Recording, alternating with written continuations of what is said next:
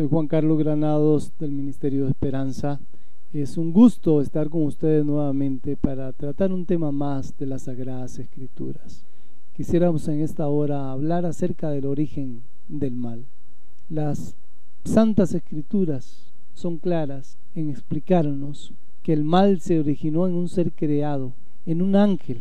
El profeta Ezequiel se refiere a este ángel como un ser perfecto. Dice que era un modelo perfecto, lleno de inteligencia, hermoso. Estaba en el huerto del Edén. Ahí lo puso Dios por los atributos que él tenía, por ser perfecto, por ser lleno de sabiduría, por estar completo de hermosura. Dios lo estableció ahí en el jardín de Dios, en el huerto del Edén. Dice el profeta Ezequiel en el capítulo 28, versículo 12 al 14, que la vestidura de este ángel era de todo tipo de piedras preciosas. Dice que el día que este ángel fue ungido, Dios lo puso junto a los querubines protectores, cerca de la presencia de Dios. Sin embargo, este ángel perfecto, lleno de sabiduría y de tantos atributos, comenzó a pensar que él podría ocupar un puesto similar al de Dios, y se quiso igualar a su creador. Y en la mente de este ángel comenzó a pensar y a decir: yo subiré al cielo en lo alto, iré hasta las estrellas de Dios y seré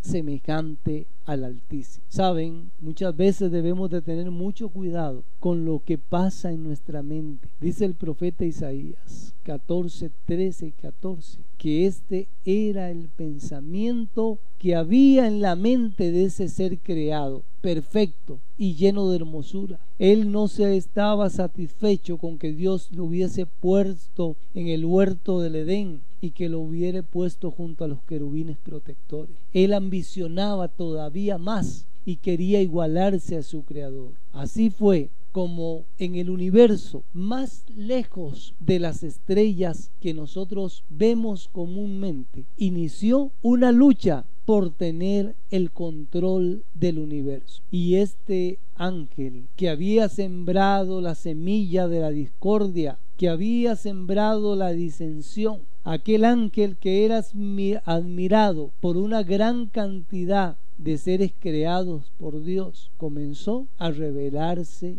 contra su creador, de tal manera y tal forma que hubo una gran batalla en el cielo. Y así lo presenta el libro de Apocalipsis capítulo 12 versículo 7, donde dice: entonces estalló una guerra en el cielo. Miguel y sus ángeles pelearon contra el dragón. ¿Contra quién pelearon? Miguel y sus ángeles, que defendían el gobierno de Dios, pelearon contra el dragón. Aquel ser creado perfecto, lleno de hermosura, se había convertido en un dragón. Y dice el libro de Apocalipsis: y el dragón y sus ángeles.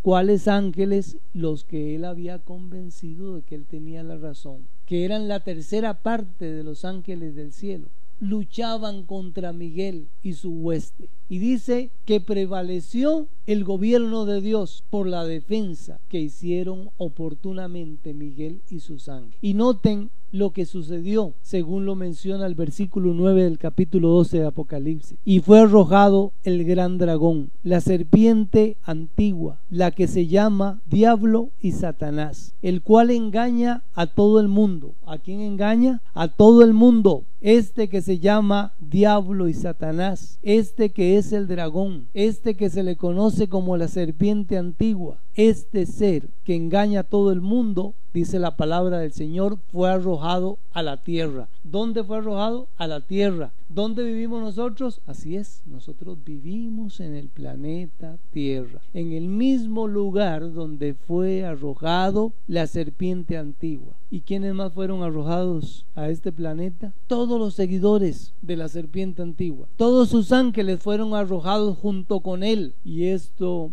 lo dice el mismo Jesús cuando en el Evangelio de San Lucas él dice: yo veía a Satanás caer del cielo como un rayo. ¿Cómo caía Satanás y su hueste diabólica? Del cielo a la tierra como un rayo, dice. Y entonces, saben, en el cielo hubo paz. Por eso dice el profeta Juan, por esto alegraos, oh cielos, y los que habitáis en ellos, pero ay de la tierra y ay del mar, porque el diablo ha descendido a vosotros, y tiene grande ira. ¿Qué tiene la serpiente antigua? Gran ira. ¿Y por qué tiene gran ira? ¿Por qué está enojado? Porque sabe que le queda poco tiempo. Así lo dice el libro de Apocalipsis capítulo 12, versículo 12.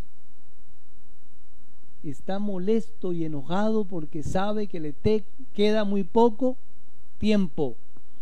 Y saben, desde que él entendió eso, que le queda poco tiempo, comenzó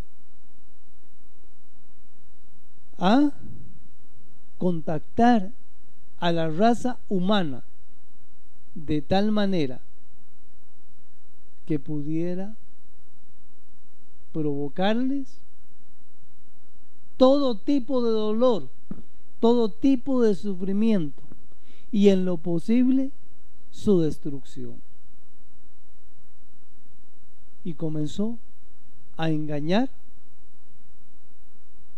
a los seres creados por Dios a su propia imagen. ¿Recuerdan el huerto del Edén, donde habían sido puestos los primeros seres creados por Dios? Nuestros primeros padres, Adán y Eva. Ahí fue arrojado el diablo y su hueste. Y mediante el engaño, este ángel caído comenzó a disfrazarse como ángel de luz, dice la palabra de Dios. Y mediante la mentira y el engaño trató de reclutar más seguidores a su hueste de ángeles caídos. Dice el apóstol San Pablo: no debemos de maravillarnos por esto, porque Satanás mismo se disfraza como ángel de luz. Y esa fue la forma que él utilizó para engañar a Eva, mediante la mentira y el engaño. Por eso Jesús mismo lo conoce como padre de mentira. ¿Qué sucedió cuando este ángel engañó a nuestros primeros padres en el huerto del Edén? ¿Cuáles fueron los efectos de la desobediencia?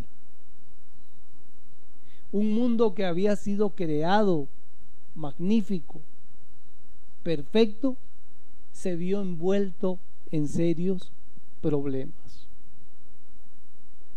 Y uno de los problemas más graves, más dolorosos y más tristes es que seres que habían sido creados para disfrutar la vida eterna en el planeta, por su desobediencia, por su pecado, ahora debían de morir. Y desde ese momento en adelante, después de la desobediencia de Adán y Eva, todos los seres humanos heredamos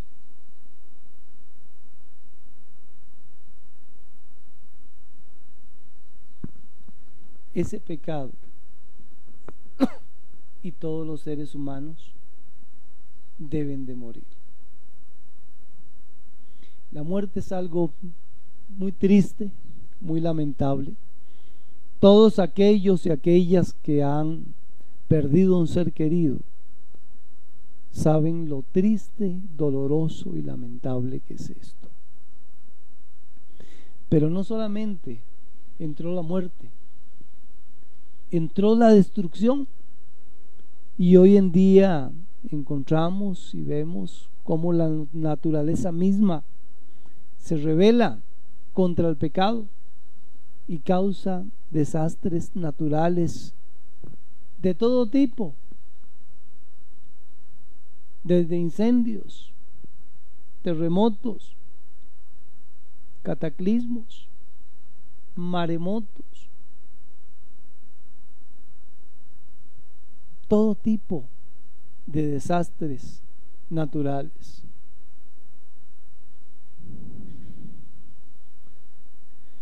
Algunos piensan que mejor hubiera sido que Dios hubiera destruido su creación original y hubiera creado otra en su lugar. Pero sabe, Jeremías dice que Dios nos ha amado con amor eterno. La Biblia lo presenta y lo dice: con amor eterno te he amado, por tanto le he prolongado mi misericordia. Y mediante una promesa de un Salvador, Dios promete a Adán y Eva un Salvador para que la raza humana, ellos y sus descendientes, se puedan reconciliar con su Dios. Y es mediante el nacimiento del Hijo de Dios que el ser humano puede alcanzar nuevamente salvación y heredar la vida eterna que tuvo en un principio antes de desobedecer. Por eso es que Jesús dijo: porque el Hijo del Hombre, refiriéndose a Jesucristo, ha venido a buscar y a salvar lo que se había perdido. ¿Dónde se había perdido? En el huerto del Edén. ¿Qué vino a hacer Jesús a la tierra? A salvar y a rescatar lo que se había perdido.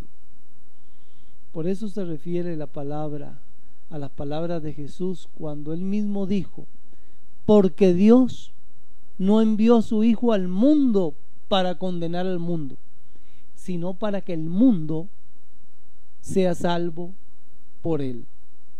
Y es mediante el sacrificio del Hijo de Dios, Jesús, en la cruz del Calvario, donde él redime todos nuestros pecados y nos da la oportunidad de una vida eterna. Jesús aseguró la salvación del ser humano a los 3 días después de haber muerto, cuando fue resucitado. Dice la palabra de Dios que pasados 3 días, un domingo, primer día de la semana, muy temprano en la mañana, cuando los discípulos se acercan a la tumba de Jesús, encuentran que la piedra ha sido removida y unos ángeles les dicen: ¿a quién buscáis?